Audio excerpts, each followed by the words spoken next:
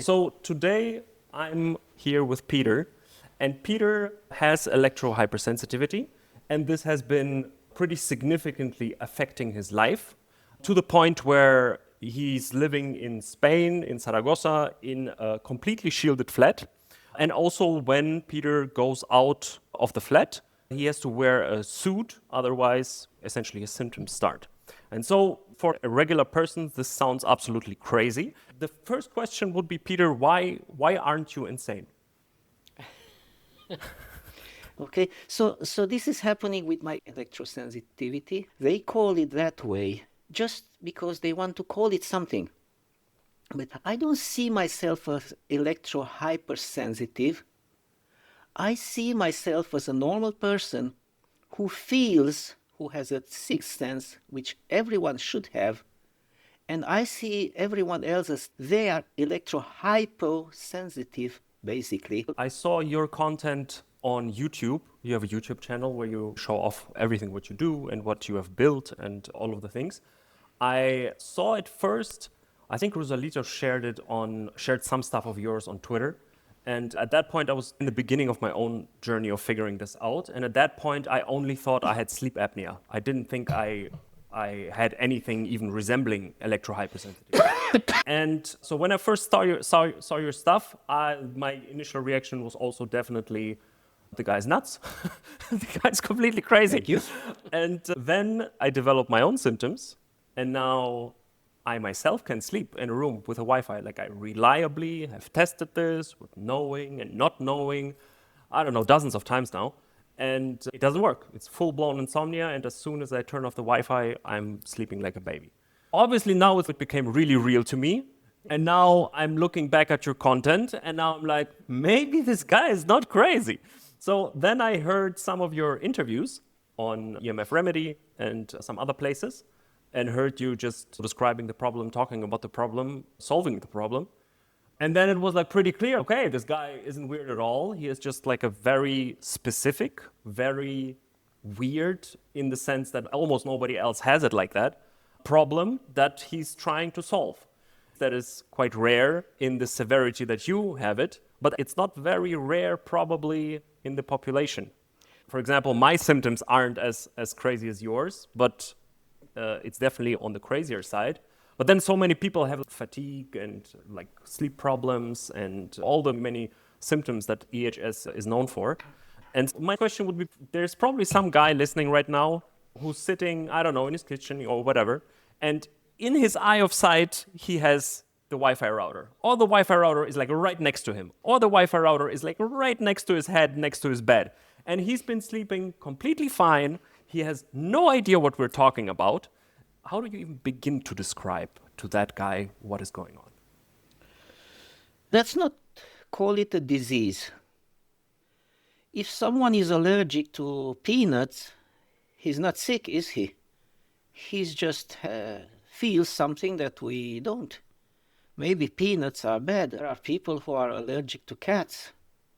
I have a cat right here next to me. I can't feel anything, so those people must be weirdos and sick who are allergic to cats. Those people who are right now watching in their kitchen, as you say, I can just only say this: we are all electric beings. We are all sensitive to these electric fields and the fields, EMF as they call them. I don't wish anybody to get at this point where I am. I hope they never do. But in this crazy world where levels are going up and up higher and more antennas around us and more connected devices in our homes, I'm sure like most of the people will eventually become electro-hypersensitive. Most of them, they already are. They just don't know it. It starts with the insomnia, dry eye syndrome, nervousness, heart palpitations. This, how do they call it? Hangry. When I was hungry, I was angry. So they already have a term for this, a normal word. It's like road rage. So I'm not sick anymore. I used to be sick. Like 15 years ago, I nearly committed suicide. I was so sick like a dog. the dry eye syndrome, that would kill me. I couldn't go out into the sun.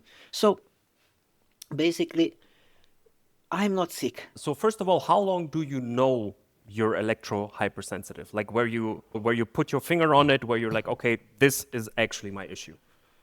Okay, it happened, I think, nearly 4 years ago after my mother died.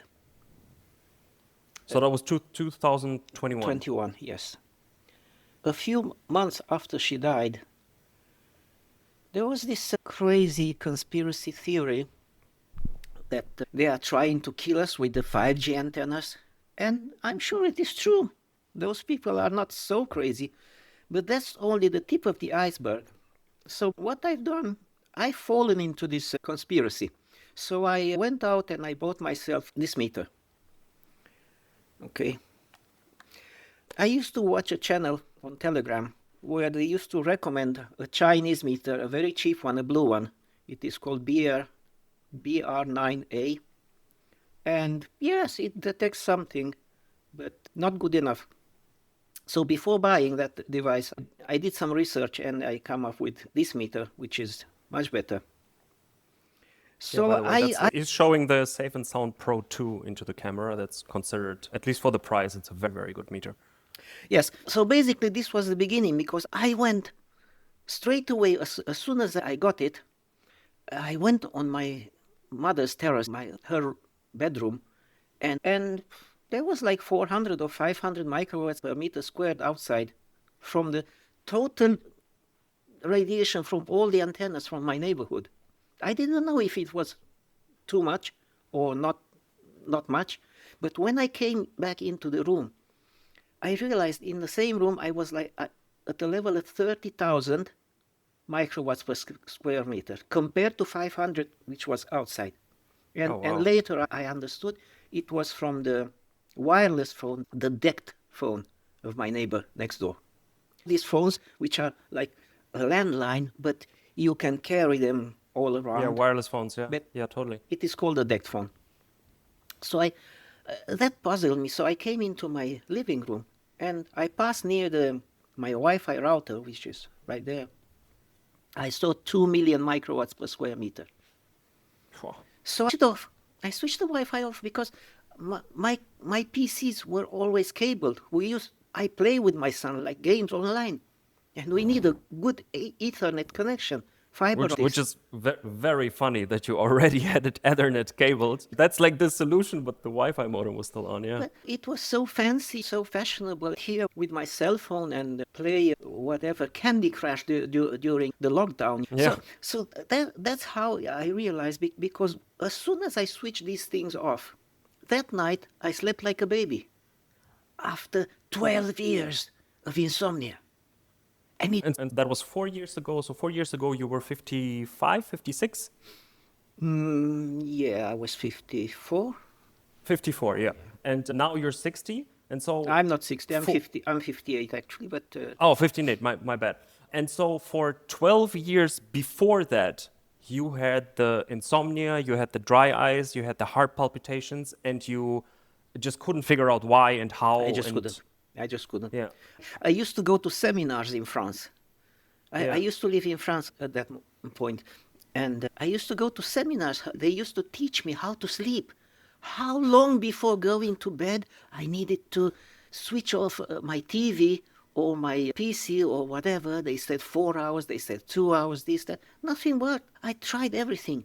And my eyes were killing me. It's like a welder where they weld and they get caught by that flame, that light. Yeah, when you look into it, yeah, it hurts. And it hurts for 2 or 3 days. Now imagine that 24/7. Yeah. So I'm very familiar with that symptom because I had exactly the same. And I've talked actually to you about it. I was suspecting it's the blue light, but you told me maybe it is the blue light, but it's probably also the radiation, the RF radiation. But then, so you had, for 12 years, you tried all kinds of things to get behind this. And what got you to the point of finally understanding is believing a conspiracy theory about radio weapons. Yes. That with which you ended up getting the meter, and then with the meter you actually understood, oh, okay, my own flat is very bad. before that, so 43 to 55, you had for 12 years these symptoms that you cannot or couldn't understand. Yeah, that's correct. And I was so sick like a dog because I'm sure you have investigated all the symptoms of electro-hypersensitivity. The people get different symptoms, but there are most of them which are very common, like the insomnia, this chronic fatigue. We put on weight. I felt like these sugar cravings all the time. I needed sugar, mostly chocolate. I couldn't go out during the day. The sunlight would hurt me. I was so sensitive because sunlight is also radiation. Once I got sensitized to that thing, I was sensitive also to sunlight. I couldn't open my blinds during the day. I had to wait for the nightfall to go out to the supermarket and buy some food. I was like Count Dracula. Yeah, that's with the sugar cravings. I think you explained that also very well in one of your blogs or one of your videos, that the radio waves are affecting the pancreas and its insulin secretion, and that makes you crave sugar. And there's actually research on this on rats. They saw the exact same effect. The same radiation that your Wi-Fi, Bluetooth, and so on and so forth radiates affects the pancreas physically. For those 12 years you had those symptoms, you said it got so bad that you even were contemplating suicide because the pain was so much. And then after those 12 years, after 4 years ago you figured it out, what happened to your symptoms? Once I figured out what was the root of the problem, it went very fast. Once I found out, it clicked, I started doing the research online. And once you know what you're looking for on Google, then you find blogs, you find all these people telling about the same symptoms. You see, there were books. I read books written in the 80s. So once I found out, it went very fast. I started switching off everything, everything. And I realized that my other symptoms slowly started to disappear, like the fatigue and the nervousness and this heart palpitation and this numbness in my leg or whatever, because I had everything was wireless. And of course, my cell phone. My backache was soon gone. I had this bad lower back for years. They call it lumbago, or maybe in English, I'm not sure. The sciatic nerve, they say. So it was gone. And so slowly all the symptoms were gone. Do you know how long it took me to get over the sugar cravings? 8 months. Because once I switched off all my devices, then I realized I was getting better and I wanted more. So people said, yeah, you should shield your bedroom. So that's what I did. So most things disappeared. You said you still have some eye dryness issues, but that's like the only thing that's essentially still really nagging. I of that, yes, in the morning. The heart palpitations are gone. Yes. That's a symptom I know very well because Yes. that's what I have too. The dry eyes I obviously also have, so that's also very familiar. The numbness that you said, I definitely also have. So especially when I'm like sitting weirdly or something, that half your hand or half your something goes numb, that I had definitely more frequently than I have now, where I'm like looking at this stuff. Aside from that, so in those 12 years from 43, where you didn't know what was going on, in the years before that, so in the 43 years before that, did you notice symptoms or well, not really? Absolutely not. But I did notice some chemical sensitivity some years before. So until the age of 43, you didn't really have anything. Not knowingly, I gave up smoking tobacco in 2001, years of smoking, and I became very sensitive to tobacco smoke. I couldn't bear tobacco, like not in the same room, but like 50 meters away on the beach. It would make me so sick. I felt like nauseous to my stomach. But that was one of the things, and other smells also. But I didn't realize it was a problem. Now I know. That's that's how it starts. And so when did you stop smoking? At what age? In 2001, or what, I was 34. 34, okay. So that's quite, so I'm 36 right now. And I think for most people that I've witnessed so far, it's basically like 35-ish, mid-30s is where all of this stuff starts. And before that, I mean, there isn't much, or there is no sensitivity or whatever. In my case, definitely it was very similar like this. Although in my case, I probably can even remember things when I was like 22 or something that probably were also like EHS related. At least that's what I'm thinking now. And in those 12 years where you try to get better, how many doctors have you seen? Look, Roundabout. I don't like going to see a doctor. Okay, I have to be like nearly dead to go see a doctor. You are a real Eastern European man. I, That's very, I am too. That's very classic in Eastern Europe that when your arm is not missing and you're not bleeding, you're fine. it's the same as my car. I don't go to see a mechanic unless I break down on the road. Maybe not the best way of going about it, but I guess in Eastern Europe this is actually But very I'll common. tell you, for my eyes, I went to all the doctors I could go. I was in France. I go in Nantes. There's the best eye clinic that exists in. I don't know if in Europe, but certainly in France, and they couldn't do anything about me. What did they tell you? See, I don't even remember. They just bullshit you. They say, try these drops, try those drops. You can't. And it was so expensive, I never went back to try again because I could see no. But it was so dry, I couldn't open my eyes. But yeah, I went to all the doctors because of the eyes, not the other symptoms. Yeah, I told them in 2019 or 2018, 2017, I was already in Spain and I went a lot to the doctors. And I had all these symptoms. I said, why am I so nervous? Why do I get dizzy all the time? And they did all the tests on me, all the blood analysis and everything, and the blood pressure and this and that. And yeah, everything was a little bit high, but not that bad. They couldn't come out with a real explanation. Like the arthrosis. I said, why is that? Oh, that's just arthrosis. I said, why? Oh, we don't know. It just comes with the age. I have a very similar experience because my first symptom with this whole thing was sleep apnea. And I was not, it's more common now, but I wasn't like the classic sleep apnea case because I was not overweight and not very old when I got it. But obviously those cases are like escalating right now, or there are a lot of people that are not overweight and not very old having sleep apnea. And so that's how it started for me. And then also like many more symptoms just stacked on top, like prostatitis and the dry eye thing and more sleep issues and a couple more. And then you go from doctor to doctor and essentially they don't tell you anything. It's just completely, they have no idea what's going on. They are clueless. They start guessing. They start giving you maybe this pills, maybe that supplement, maybe those pills. Every time you think, oh, okay, great, this is going to fix myself. Then obviously you're biased yourself. It's placebo. You think you're getting better. And then 2 weeks later, you're even worse and everything is worse. My journey wasn't 12 years. My journey was now 5, 6 from first diagnosis of sleep apnea to now, or a couple months ago, where I definitely understood, okay, it's the radiation that is the issue.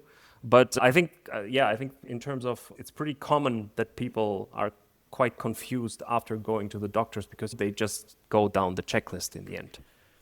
So that's your apartment, right? That's my apartment. 0.3 something. Yes.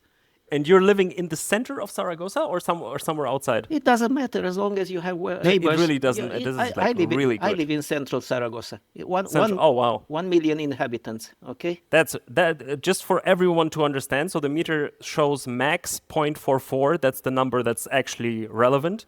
And that is incredibly low, especially for living in the city center of such a big city. Like this is magic at this point. Like you just don't get these readings. This is not bad magic. This is knowledge, my friend. Yes. Because I have learned what to do about it and I fixed it. I found quite a lot of positive things about this because I have recovered all my long lost health. I have even lost 25 kilograms in the first year. Not by going consciously on a diet, just because after 8 months of living in a shielded environment, my pancreas finally healed. And I stopped having these sugar cravings. Then let's talk about how did you fix it? Oh, with a lot of work, a lot of time, and a lot of money. Because there is no easy or cheap solution to this. The cheapest solution would be to go and live out in the woods, somewhere in the desert, somewhere where's no cell phone masts. But people don't understand the subject and they bring their cell phone with them. And that's enough to keep them in the same situation. Basically, imagine if you're in a city, you live close to a telephone mast, then the signal from there, it is very strong and it is killing you, okay? But your cell phone doesn't have to emit a lot because you must understand this goes both ways. There's a downlink from the cell phone mast and there's an uplink from your phone which goes up to the mast.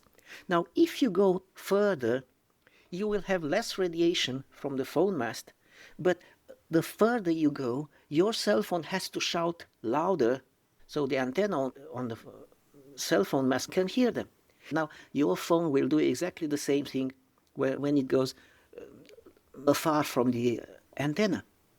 So people, they seek refuge somewhere out in the woods or wherever. If they bring a phone with them, it will cause them more radiation than living in the city. So it's actually, I just posted about this on Twitter. So there was a study from Ole Johansson from Karolinska. It was like 10 years ago where they did an epidemiological study, so population-based, and actually found that in rural areas, people have more health issues than in cities. And they couldn't really explain it, but a hypothesis was that maybe it's the cell phones working harder when they're further away from cell towers. And actually this year in February, they actually proved it. So there was a separate study that looked at exactly this and how cell phones behave rurally and not rurally and what the radiation levels are. And exactly what you just explained has been proven that indeed the phones work harder. And since you have that phone on you all the time, essentially, in today's world, that is a lot more radiation than even for someone who's living in a city where the phone isn't as strong and the towers are stronger. At least you don't have the tower right on your body.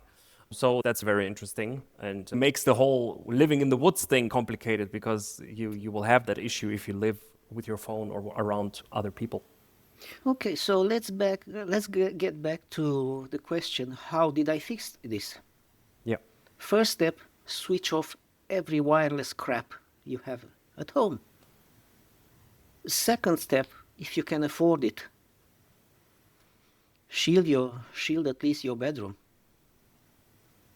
But only by switching off your mobile devices, all this Bluetooth and Wi-Fi, you will get rid of at least 90% of all the radiation.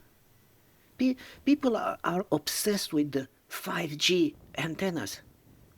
But what people don't realize, the 5G is only the tip of the iceberg, let's call it, because the 4G is as bad as 5G. It depends on how much you absorb, how close it is to your body, how long you use your phone or whatever, or your PC. I mean, in the 80s, the forests were already dying, and there was no 5G, not even 2G, not even 1G. It was only the radio and TV stations. So, getting back to what can we do? This is what you can do. If you're very sensitive and you can't stand it anymore, go out, get yourself a good meter, and go out somewhere, find yourself a place where the levels are low. He's showing the Safe and Sound Pro 2 again. That meter costs around $400, but it's probably like the first thing anyone should get because it's a very good meter. It measures RF radiation very well, especially for the price.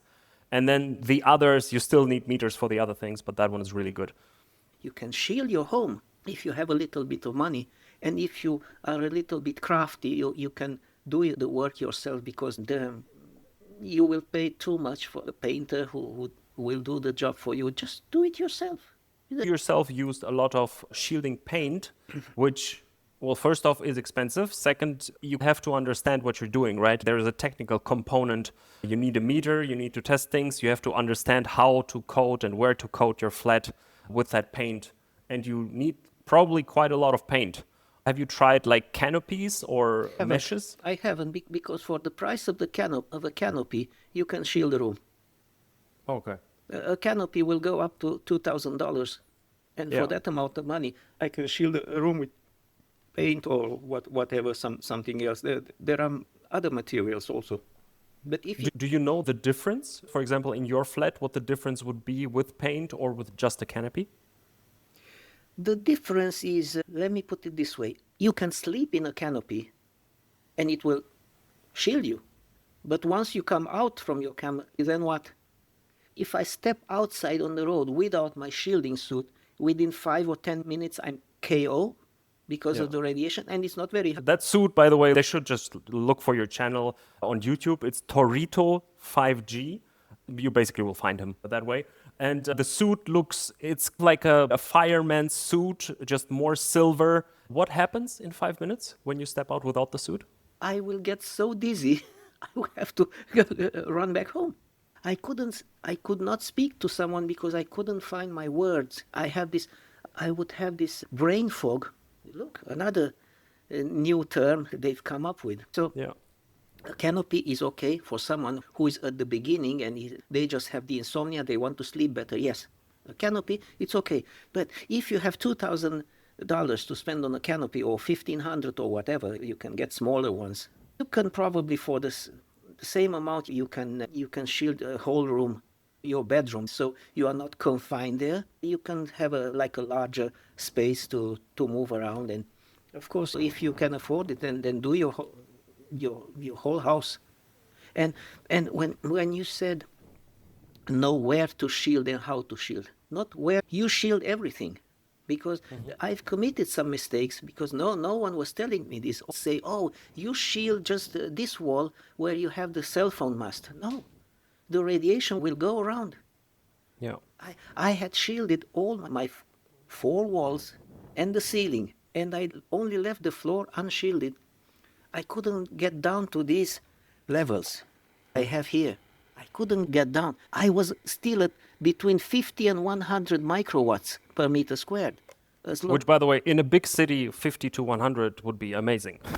That would be good, but Yeah. for me But for it you, wasn't. it's not It enough. wasn't good enough. Yeah. For me, And for most people who are sensitive, by the way, it's not enough. If you want, once you're sensitive, 50 to 100 is way too much, especially for sleep. How did you manage windows and openings and where you can't apply the the paint? okay. The window is the Achilles heel, how they call it. In the Greek mythology, he had a one spot on his heel which he wasn't shielded against enemies' weapons. This is the window. Yeah. Now the window, I did a lot of shielding on the window because I put, I think, 4 layers of shielding. Of mesh, that would be. I started with the blinds, the ones which are plastic. You roll them up. We changed the blinds. I put metal ones instead. And then I put a mosquito net. Of course, I had to pay for someone to measure and make it because I also need to open it so it needs to glide. And so this was the second one. And the third one, I bought this, they call it UV protection, which they put on the windows. I know they put, I think it's copper or something inside the glass, right? It's not the glass. I haven't changed the glass. It's like a fine sheet that you can stick onto the window. It is transparent, but it has a little bit of metal in it, so it keeps out. Sunlight is not so UV light, so your carpet wouldn't lose its color. Yeah. And to protect, so to save some energy in summer, so you don't need so much air conditioning and stuff. But I realized that will also shield, but it reduces like 90%. So 90% from there, plus Yeah. my mosquito net, which is 99%, plus the others. Eventually, this was the third one, and the fourth one, I bought some. It is called from this manufacturer shields, in Germany, Y Shield. Yeah, they have plenty of fabrics that we can use for curtains, and basically, I made my own curtains. Now, it's I see. 4 layers. That's a lot. And also the box up there where the stores get rolled in. Yeah. When you pull out up the stores, there's a box on the top of the window. Now, that's very difficult to shield. So I open it and I put all kind of aluminium and everything I could do. I even painted it with graphite paint, but it's like a weak spot. Yeah. People, So you shielded only one room in your flat or the whole flat? I started with one room. Okay. And Now it's... and I think that's the best thing, because you need to see how you will feel, and then that will motivate you to go on if you can afford it. Yeah. What was the cost for one room? Or probably a long time ago, but more or less. Probably around 1,500 euros, because I did all the work myself. Okay, wow, that's It's really... that's the let's same let's what say you would pay 2,000 for a 2,000. canopy. Yes. That's exactly the same you would pay But for a canopy. I made the mistake. I didn't shield the floor because I had this. This is not my own flat. It's not my. You can't do everything, yeah. I cannot do everything. But when I realized that radiation was coming through the floor, I ripped up all the floorboards and I shielded underneath. And I had to paint all over again. So I connect the shielding on the floor with the rest of the shielding, so there was no gap, nowhere. And that's a complete Faraday cage. Now, you can do it 2 ways. You can paint everything. You do the walls, the ceiling, and when you finish all that, you paint the floor and you get the hell out of there, right? Or you do like I did. You do the walls, the ceiling, and you leave the floor, but all around the walls, you do like a 4-inch stripe with the paint. So when you put some mesh or whatever, so it will go over and you will not have a gap. And then, of course, you put your floorboards again, which I did. I basically took them out one by one, and I put a number on each one to where it would go back. I bought the tools on Amazon, 3 or 4 tools you need to do flooring, and that was it. You watch a couple of tutorials on YouTube. And a big part of why I got sensitive, or I guess it was, I think it was a big part. I was staying in Spain for quite a lot of time, and there was specifically 2 flats that had very bad wiring, and I knew because, like, sometimes when I would put an appliance into the electrical grid in the kitchen, the fuses would knock out. So I'm pretty sure it had dirty electricity everywhere and just the wiring was shit. And it's, to be honest, in Spain, it's common. That was in Malaga. And there was another flat that was closer to Marbella that had similar issues. And that's where I also started developing a lot of symptoms. Now, that whole area is obviously quite densely populated. From Malaga to Marbella, like the whole coast is pretty densely populated. But I felt maybe in those specific flats, it was actually more the dirty electricity than the RF. What do you think, especially with your setup? You're in a flat, you're in the city center, there are a lot of apartments around you. Spanish wiring is notoriously bad.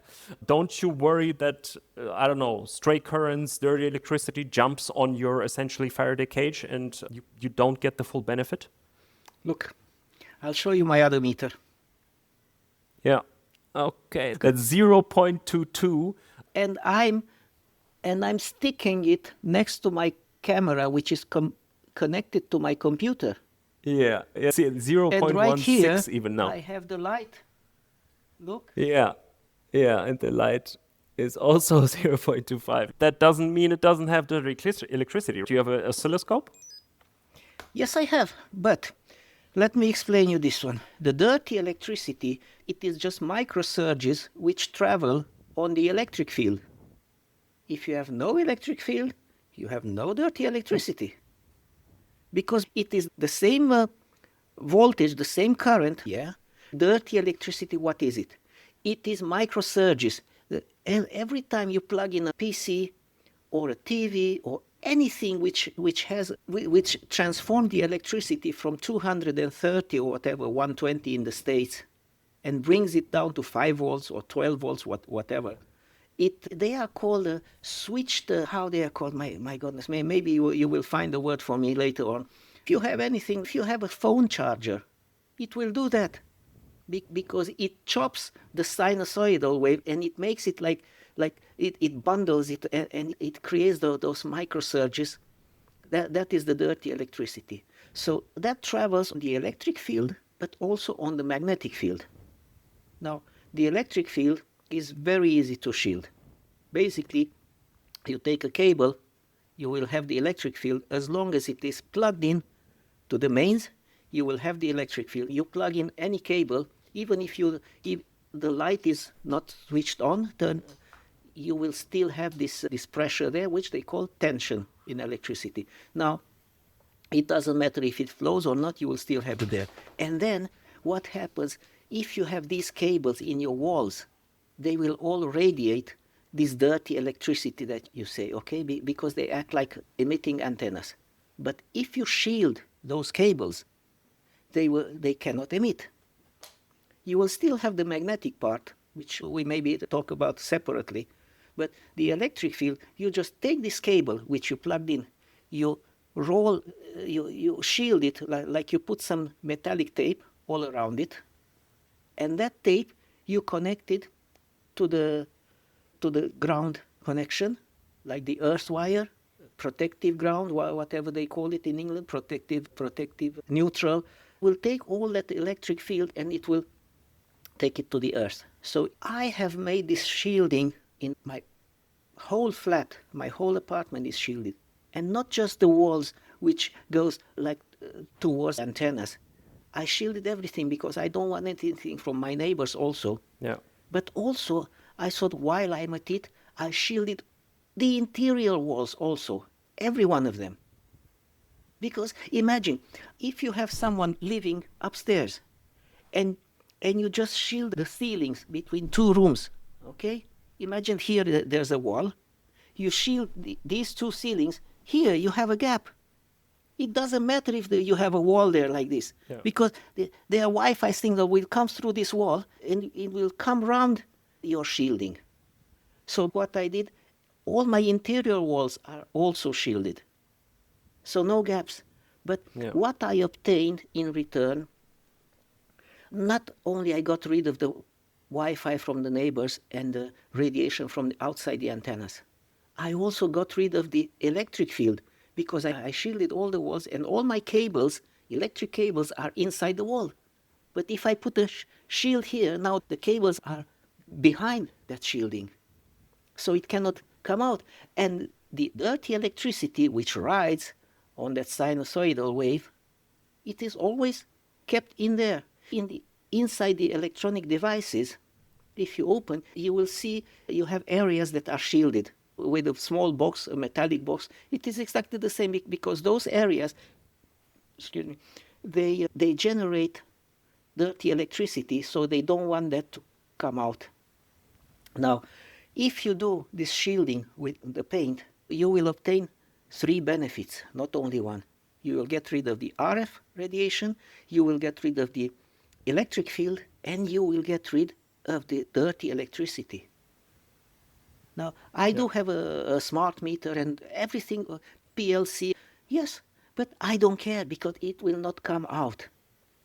You will still have the gaps where you have a switch, like a light switch, and you have you have like a plug where you plug into the mains. You will still have. In my bedroom, swap them. I took them off and I put new ones which are metallic. Okay, I see. They are hard to find, but I got some anyway. That definitely explains how you got to 0.2 in the center of Zaragoza. That you were very thorough. You need to do things well. No electrician will do this for you. You can do all this shielding for the cables. You can use shielded cables, but you need an electrician to pull out the old cables and put the new ones in. Or when I was studying electricity at City and Guilds in London 30 years ago, my God, I'm so old. They used to teach us to make the electrical installation. It was all in metal conduit. And all the junction boxes and everything was metallic. And the lids on the junction boxes were metallic. But they never actually told me why. Mm-hmm. Why? I used to get that. I used to work an electrician. as an electrician in London. And I remember with my boss, used to ask them, do you want metallic conduits or just, how did they call it? The client wanted the least expensive, so that's what they got. But now I understand why they taught us how to make this metallic installation, because that was not only good. In the United States, they use EMT. They use sometimes this metallic, but they are thinner. Rarely, yeah. In London, in England, they make this conduit, and it's very thick. The walls of the conduit is very thick, and it is high carbon content steel. So it cuts off the magnetic field also. Not all of it, but it cuts down on it.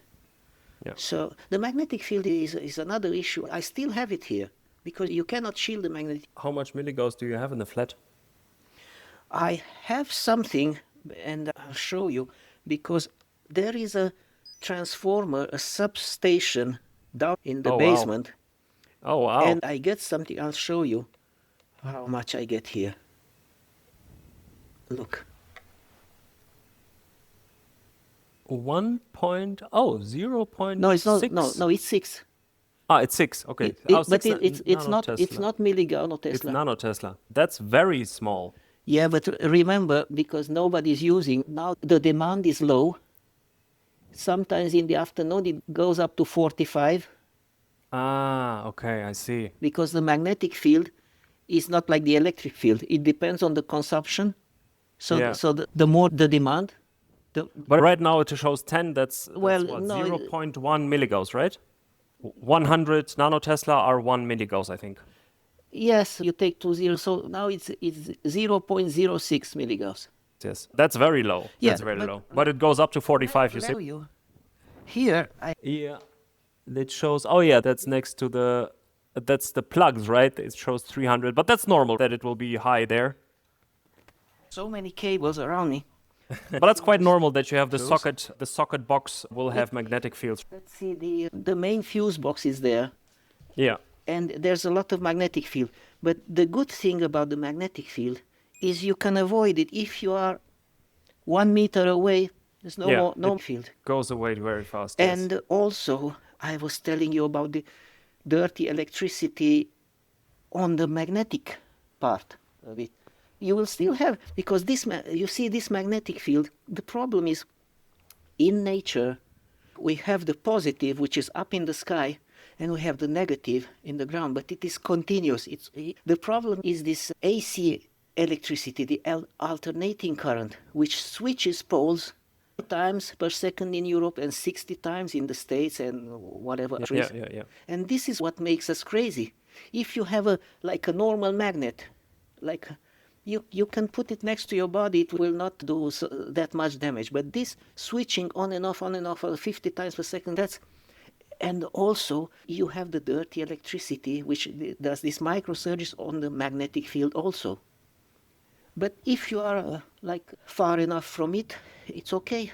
I cannot shield it. I have ordered 3 large sheets of Mumetal I haven't got them yet because my dogs sleep on the floor and all the cables go through there, and I'm worried they could get a leukemia or something. Look, I mean, people are starving in the world, and I just spent 200 euros on 3 sheets of Mumetal for my dogs.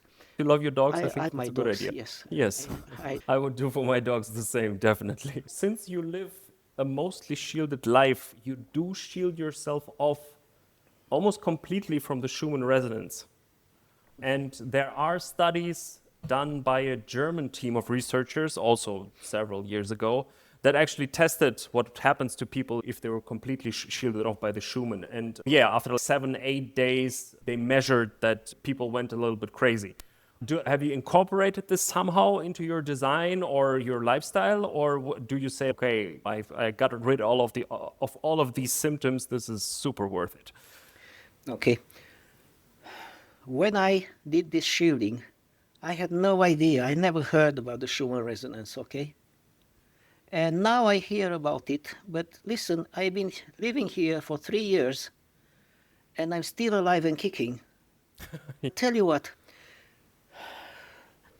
the high frequency is very easy to shield. the higher the frequency, the easier to shield. That's why the millimeter wave 5G, they need even to cut off the trees because it will not go through. Even it Barely will goes come, through, yeah. it will have a hard time coming through your window. Yeah. So they want to install it in your router now and whatever. Now, Yeah. the lower the frequency, when you go lower, now that will penetrate. And I can tell you, it is in the south of Spain, it is called Torreta de Mar. There is a high tower built by the US soldiers in the 60s in Spain. It is 400 meters high, I think. It is higher than the Eiffel Tower in Paris. If you went up on the Eiffel Tower, now this one is higher, is taller, yeah? And they emit in the band 100 hertz and to 150 hertz, okay? They emit signals for the submarines, which can be up at 40 meters deep in the ocean in Australia. Now Yeah. think about that. And this is like 100 hertz. Do you Yeah. know the Schumann resonance, how strong it can be? You can, you don't shield with 20,000 kilometers of It just goes distance. through everything. Yeah. So you shouldn't be worried about this Schumann resonance. You will still get it. My FM radio, it still works inside my shielded home because the frequency is lower. It's 100 megahertz or something like that, 88 megahertz or something like that, 93. And it will still come inside. It will not pick up right here in the middle of the room. But if I approach a little bit the window, it's already there. In the middle of the room, probably, if I touch the antenna with my fingers, I will get the signal. My cell phone works in here with this 0.4 or whatever you saw. It still works. So how can I stop the Schumann resonance? For crying out loud. They launch these rumors so you don't protect yourself. So you will think, oh, no, because that will stop the Schumann resonance. I was so bad. I was so sick with these EMFs. I thought the lack, even if I knew about the Schumann resonance at that point, I would have thought, I'm sure the cell phone mast and my neighbor's Wi-Fi will kill me way before the lack of Schumann resonance. There's another one I know of. Oh, if you wear a Faraday suit, you will get all the electric fields everywhere, and that's not good. Because you're touching the fabric, right? I've learned how to make my suit from a woman in Canada. You can find her YouTube channel. Anne, right? Anne, I actually wanted to write her too. And yes, she taught me how to make a suit. Well, of course, then I made my own suits and I tried to elaborate and do it better, improve. But basically, she told me that we couldn't be touched by this fabric. It was bad. So that's why I wore that big helmet. To keep it away from my skin.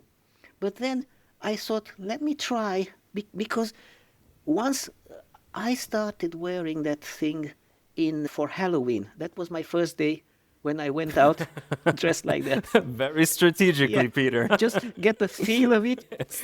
And so it was cold, it was okay. But once the summer came next year, I couldn't wear anything underneath because I used to wear my jeans under my shielding trousers. And then I had to take them off because it was so hot. And I realized I couldn't feel anything. And then I just started wearing my suit right on my skin. And nothing happened. So I thought, why do I keep wearing this big helmet? So what I did, I took some metallic mesh. I made a cylinder. I put it on my head. I sew it at the back so it fits. And then I just molded it on my head. And then I made another stitch all around. Then I put something around so it can go inside. And that was it. And I don't feel anything. It doesn't bother me at all. So this is another thing. People, I don't know who comes up with these kind of rumors, because I haven't seen anyone dressed like me going out. So who comes out with these rumors? Essentially, you're right. Essentially, first of all, you're an astronaut because this is all new. Nobody has tried this. And you're at the very edge of trying this. And you're one of the very few people who are doing it this way. On the other hand, of course, you can argue you're doing it now for 3 years. Maybe these effects aren't that fast. Maybe it's something that you don't notice as quickly. But on the other hand, you have unfucked and resolved so many things in your health already. There are really worse parts than probably touching that fabric Listen, in life. Alex, I don't need a meter anymore. I am the can feel it. meter. Yes. If I don't get symptoms in the first 15 minutes, then there's Yeah. nothing there. Yeah. I think that's, you really can't argue with that. Yeah.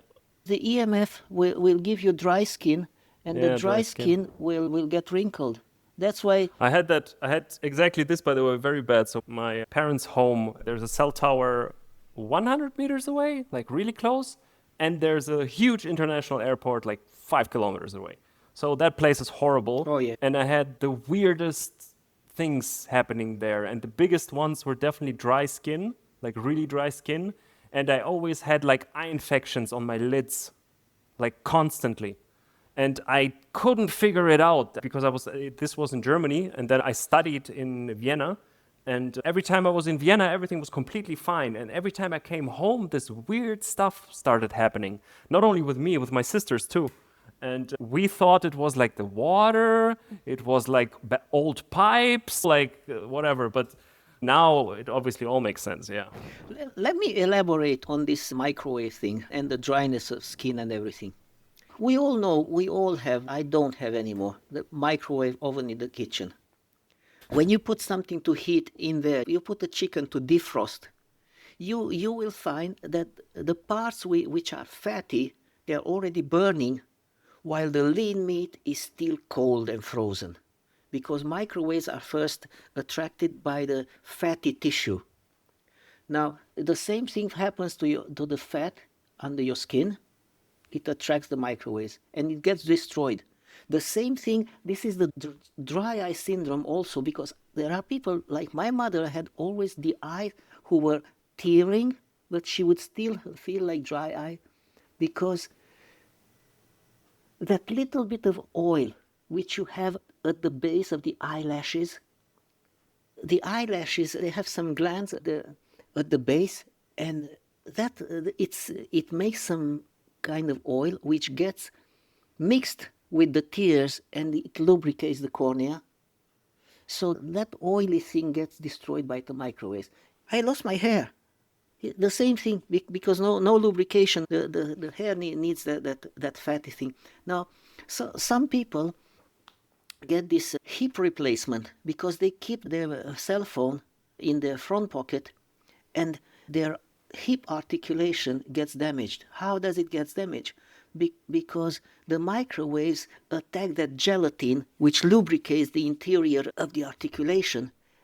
And of course, eventually, bone on bone with no lubrication, it will cause some damage.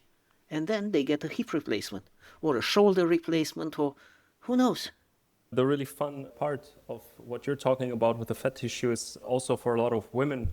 Cellulite is like the bane of any woman's existence, and that could very well have to do with the same mechanism, that the fat tissue gets damaged, and that's why it starts looking so weird. When I talk to women, I always tell them, if you want to be the cutest one, the best looking in the neighborhood, throw away your cell phone and switch off your Wi-Fi, because it gives you wrinkles, it makes you lose your hair, and makes you get fat.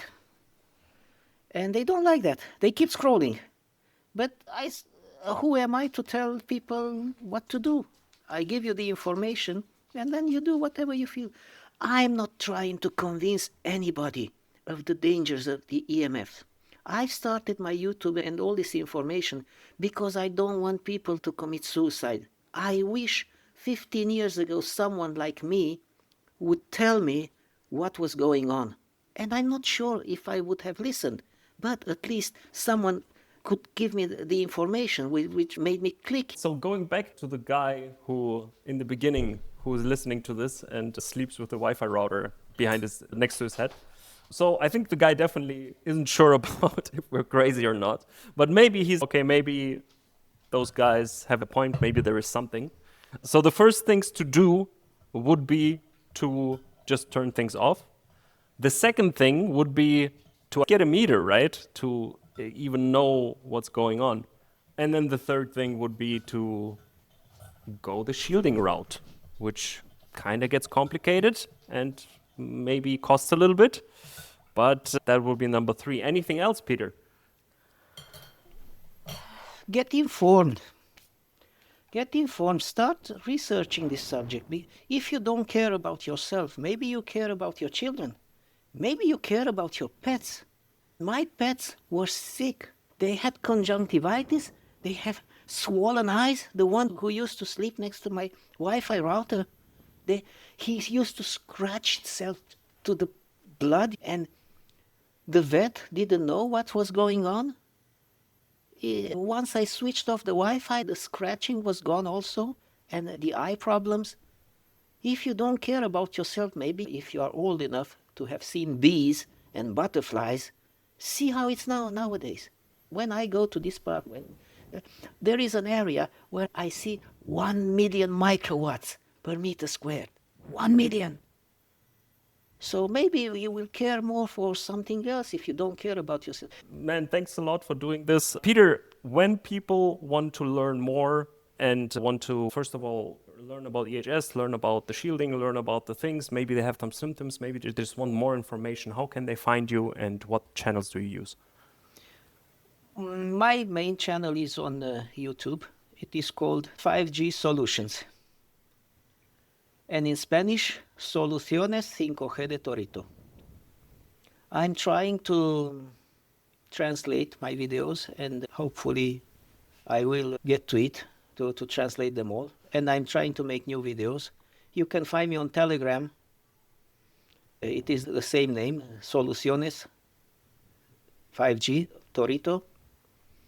I'm recently on X. And if you like my stuff, please subscribe, share.